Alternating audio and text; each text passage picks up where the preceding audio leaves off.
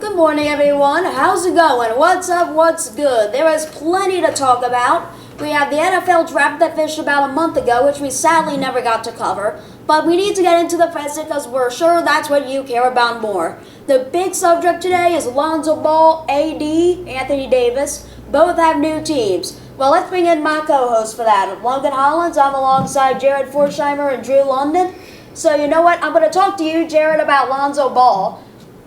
Lonzo Ball, what does he think of this trade? I see he had spoken to the media. Have you heard any updates or rumors? What do you think? I don't think Lonzo Ball has, but LeVar Ball, his father, has. He is saying that the Lakers will never win a championship, and this is the worst move they've ever made. Back to you. All right, now let's take it over to Drew. Let's talk about AD, because that's clearly getting a lot more attention than Lonzo Ball. And you like attention, so let's get you into this. Anthony Davis. Anthony Davis hasn't said much, but I personally think that it's a better trade for the Pelicans because they get so many picks, and Anthony Davis has had a lot of injuries and is more injury prone. And Lonzo Ball, I think that he's a great player, I think he's a decent player, but he can't really shoot, and he needs a better shooting form. And I also think that LeVar Ball spoke for Lonzo. Back to you. All right, so I'm sure that fans are really curious about this trade. Some are happy, some are not. Let's bring in a caller and see what they think. We have Frank Walsh on the line. How are you doing, Frank? What's up? What's up, guys? Thanks for having me on. Do you think that if the Lakers don't win either this year or the next year and Anthony Davis leaves, do you think this was a bust of a trade, or are they going for it all, or are they kind of like rebuilding? What are you hearing out of Los Angeles? If they would have given up draft picks, then I think it's not a rebuilding situation. They're going for it all. What do you think, Drew? I think that this will be a complete bust because I think that they traded away their young players to start a rebuild for one guy who they traded him, but he just won't be able. Him and LeBron can't carry the team, so it's going to bust. And I also think that it may turn into a rebuild in a few years, but in the present years now, it won't work out. You know what? Picks, picks, and picks. That's what's being given up for this trade. And speaking of picks, let's get into the NFL draft. It was action-packed at the Home and Rock and Roll Hall of Fame this year in Nashville, Tennessee. I'm sure everyone knows the details because ESPN rated this as the #1 most watched thing they've had this year. Let's bring in our first caller. Here is Bill Johnson. How's it going, Bill? Yo, guys. So I'm a big Arizona Cardinals fan. I live out there, and I'm so happy that they got the best player in this draft. Caleb Wilson, the tight end out of UCLA. He's one of my favorite players. I watched him all in the Pac-12. Now he officially comes in to become a Cardinal and take over. What do you guys like about him? I personally like his versatility. I mean, he played quarterback at Old Dominion in college and then transferred to UCLA, became a tight end, so he can do everything on the offense. What do you guys like about him as Kyler Murray's premier weapon now? Well, first I feel the need to ask the question because Caleb Wilson was Mr. Irrelevant. Did you actually watch the draft? Of course I did. Okay, good. I watched every UCLA game, every Old Dominion game, every Arizona Cardinals game. I love Caleb Wilson. Well, I think he'll be a star.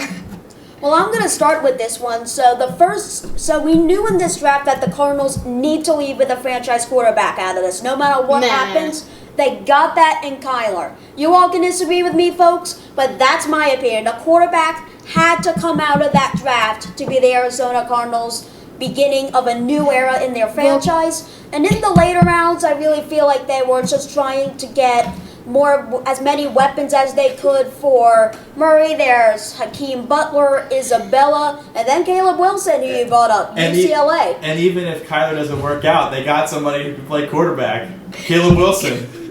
I think he's the franchise star.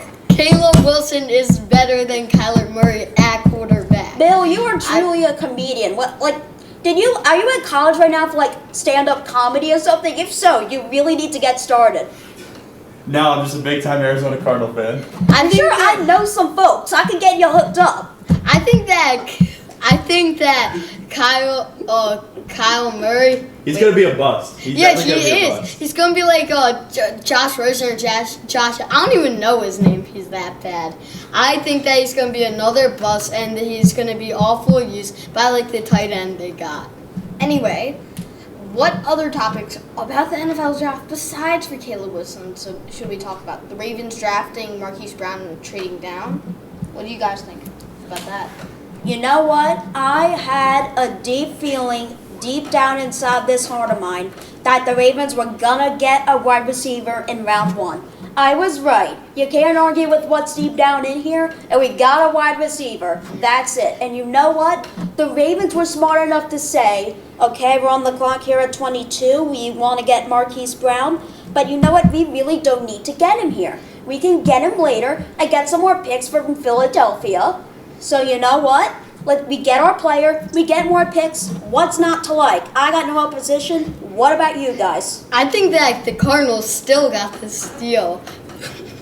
I mean, they have for 2 months. What are you laughing at? They got a tight end who can play quarterback.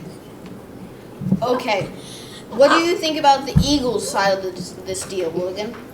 The Eagles side of this deal, I think that this was a deal that could have went very well or it could have went very bad based on who they decided to take with that 22nd overall pick. Andre Dillard is a great player. Yes, he fell, but does this really fill in a need for the Cardinals? I'm going to say no. Jason Peters, sure, he's old. He's an old hag by football standards. But Caleb Wilson, he filled in the role. I don't know what you guys are talking about. Mr. Irrelevant 2019 people, I guess you really need to check him out. Caleb Wilson is the spot to be and the person you need.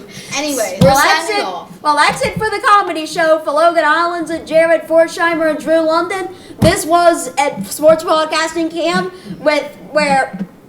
okay, let's sign out. We'll see you tomorrow.